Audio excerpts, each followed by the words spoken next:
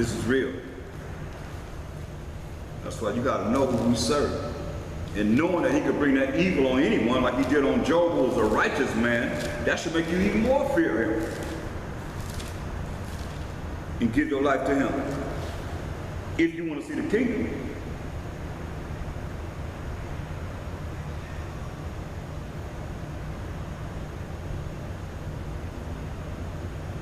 Look.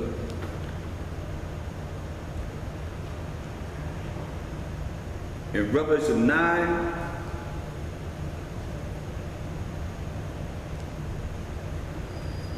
and 20, it said, and the rest of the men which were not killed by these plagues, yet repented not of the works of their hands. They're not going to repent and be sorry for the wickedness and abominable things that they're doing, that they should not worship devils and idols of gold and silver and brass and stone and of wood, which neither can see nor hear nor walk.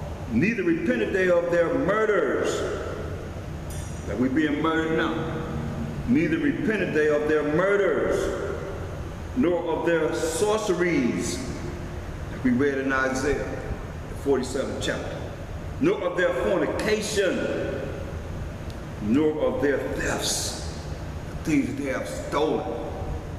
They're not gonna return and do what's right. That's why the Most High have a reason why he's gonna do what he does. Can't nobody gainsay on him. They can't gainsay on him because it's offered to them to do what's right. Look at Ezekiel 33. So they say what they have stolen. Ezekiel 33 and 15. This is the pledge that the Most High said these wicked would have to do. If the wicked, we know who the wicked are, Edomites, restore the pledge, give again that he has robbed. That's what he has stolen. He said he ain't gonna do it. He already told. We just read it. They're not gonna do it. They're not gonna give back what they have stolen. But he's given them opportunity. Remember what it said? Revelation 9 and 21, neither repented they of their murders, nor their sorceries, nor their fornication, or the idolatry that they have set up, nor of their thefts. What did he say? That's because they prideful. Until the end. We already know the end. I know the end result. You might not know, but here it is right here. Ezekiel 33:15. If the wicked restore the pledge, give again that he hath robbed. That's what he hath stolen. The lands he hath stolen. Walk in the statutes of life without committing iniquity. Walk in the commandments of the Most High without sinning. He shall surely live. He shall not die. None of the sins that he hath committed shall be mentioned unto him. He hath done that which is lawful and right. He shall surely live. There it is.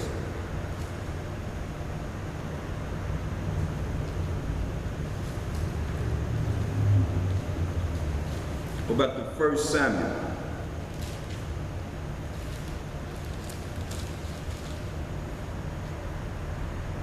(16).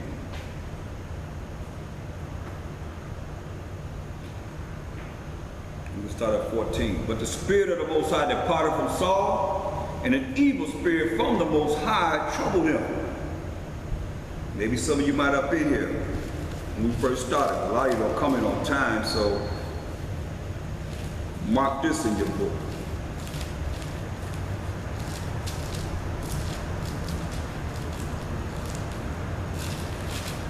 Isaiah 45 and 7. I form the light and create darkness. I make peace and create evil. I, the Most High, do all these things. This is what he's doing. That's what he's saying. Look.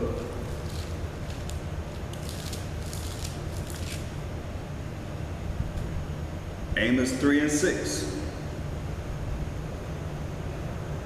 So you know. Amos 3 and 6.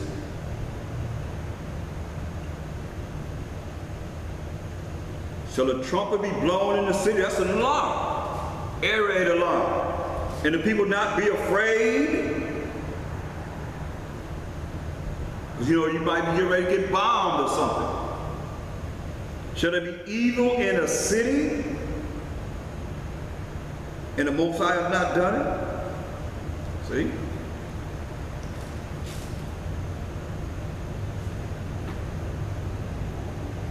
Ask the question, he's going to answer. Isaiah 45 and 7 again. I form the light and create darkness. I make peace and create evil. Who does it? I, the Most High, do all these things. Going back to 1 Samuel 16.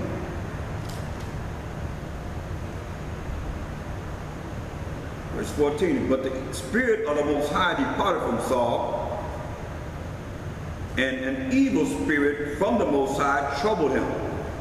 So that spirit could leave you, next thing you know, you got all kind of problems. You're having all kind of problems. So the Spirit of the Most High done left you. You think you rolling in the Spirit, but all these just trouble that you're having is because the Spirit of the Most High done left you. As it's written here, ain't nothing new under the sun. And this evil spirit will trouble you.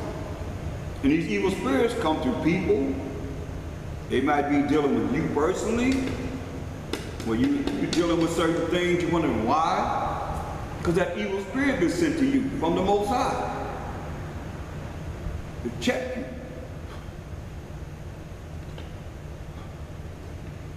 Sometimes to take away that pride. That's what we in a world of nothing but pride right now, people. That's why we got to be humble. I say it all the time. We got to humble ourselves and don't hold on to the things that will cause you to be sick, cause you to not flow in the Spirit of the Most High. He sent that evil spirit on you because of pride too. Verse 15, and Saul's servant said unto him, behold, now an evil spirit from the Most High troubleth thee. See, they knew it was from the Most High, because the Most High created evil. Let our power now command thy servants, which are before thee, to seek out a man whom is a cunning player of an harp. The harp is an instrument that you play. It's like a piano.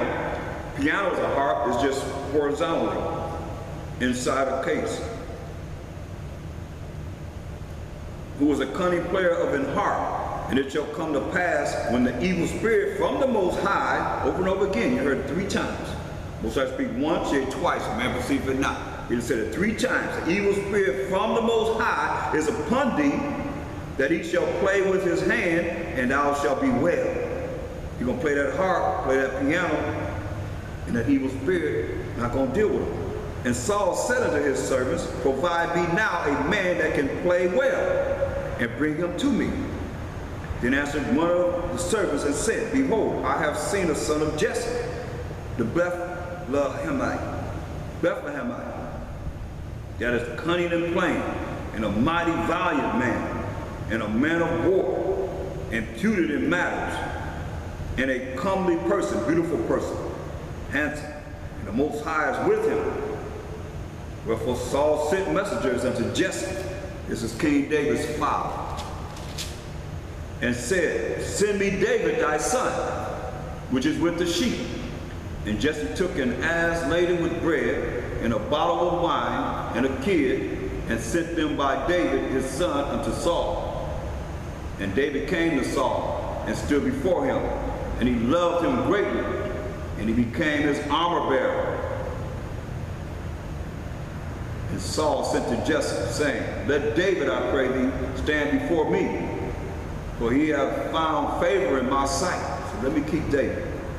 He hath found favor in my sight. And it came to pass, when the evil spirit from the Most High, for the 4th time, was upon Saul, that David took an harp, and played with his hand. So Saul was refreshed and was well, and the evil spirit departed from him. That's why music. Most I love the string instruments. That's what the harp is, string instruments. Yeah. That goes both ways, though, with music. So that goes both ways with music. You can heal or it can make you sing. Yeah, if it's from a righteous man, you gotta be righteous, music. You can't just, if the music is dealing with demonic, you know what I mean? Or like hip hop and all the things, rock music and all that, you know what I mean? It would be.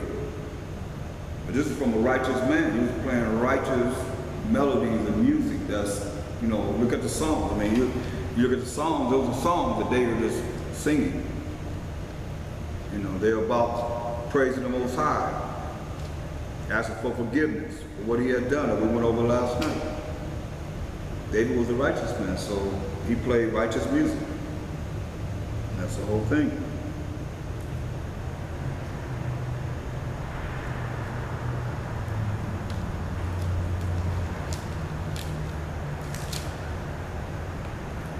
That music they have out now, man, it's like, man. It literally makes the body sick. I said it literally makes the body sick. Yeah. But that's what they want to do. They want to destroy everybody.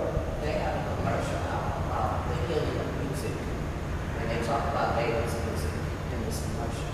Oh, yeah. King David's music, for healing. Right, and they gave the scripture where you find it. That's what the songs are supposed to be sung. That's why usually I sing the songs, because they're songs. 1 Samuel 18.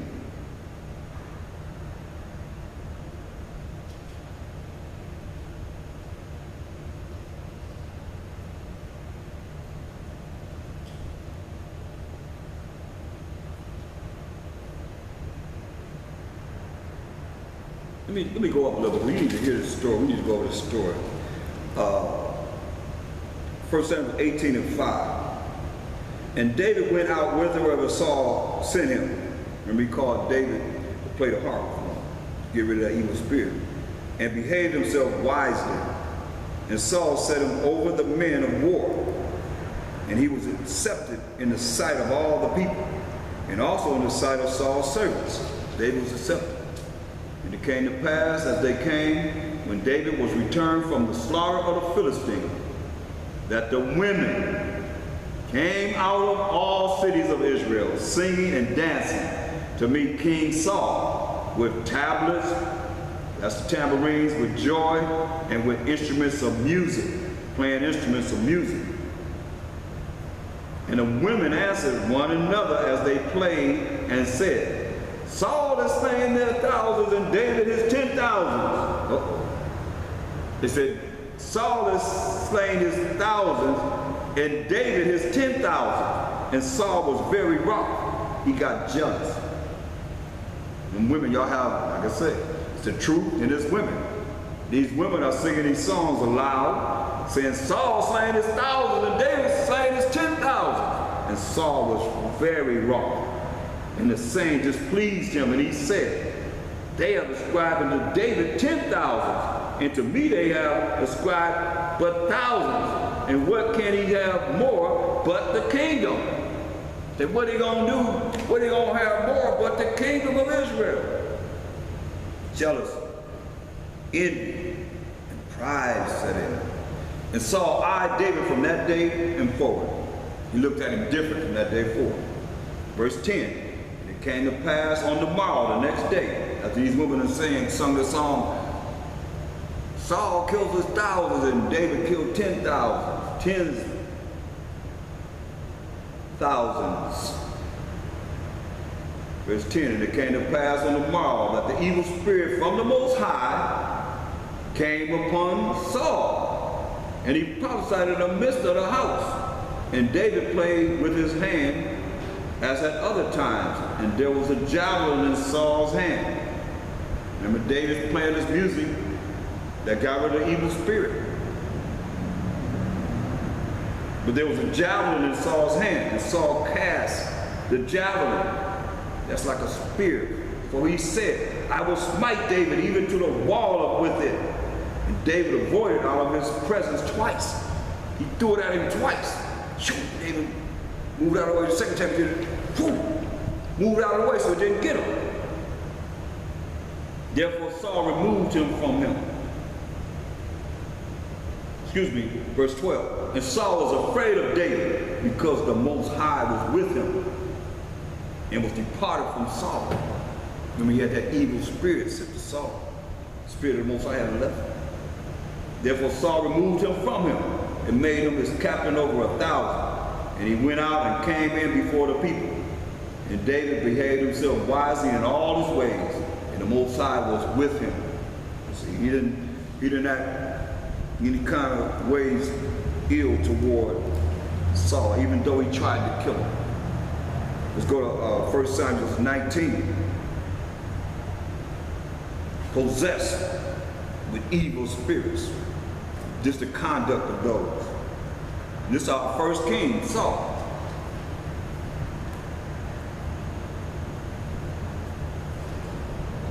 First Samuel 9 and 8. And there was war again, and David went out and fought with the Philistines. These are the Egyptians, so-called Hamites, or Hamites, so-called Africans. And fought with the Philistines, and slew them with a great slaughter, and they fled from him.